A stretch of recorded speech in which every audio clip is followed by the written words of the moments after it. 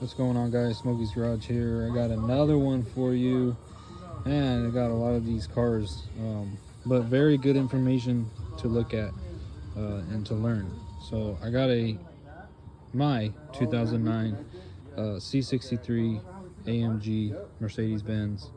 I just picked it up not too long ago, but I unfortunately got home and I got a check engine light, and it's for fuel pressure sensor performance. And I was already looking into the sensor, and I was like, oh, I'm probably gonna have to change the sensor. Bad on my part, because I'm over here supposed to be, a technician and be able to diagnose this stuff, but sometimes with your personal cars you just kind of assume. So I decided to look at it, and I pulled back the harness, and lo and behold, you can see the wires are frayed. And actually one of these strands was touching the middle one right here. So because I actually disconnected this earlier, and I was able to get the signal to come back again. It was reading properly. So I just plugged it back in. I didn't pull it back though. I didn't reveal it. But I got the code again, and I was like, oh, maybe the connector is bad, like not connecting. But I checked the connector on the inside, and the pins are normal. There's no burning going on. But I pulled this back a little bit, and yeah, you can see the wires are exposed. So I'm definitely gonna need a pigtail.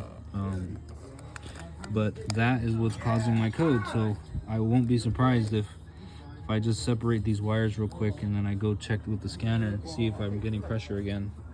So yeah, it's very important for you guys if you're trying to diagnose an issue. It's like an intermittent, like this was an intermittent issue. Just check your wiring, check your connectors, check your pins, because like it could literally just be two wires touching, causing a bad signal, throwing the check engine light. And a lot of times people will just throw a sensor at it because that's what the code kind of like seems like, and it was reading like a high number, so I just went ahead and did that. And that's the problem right there.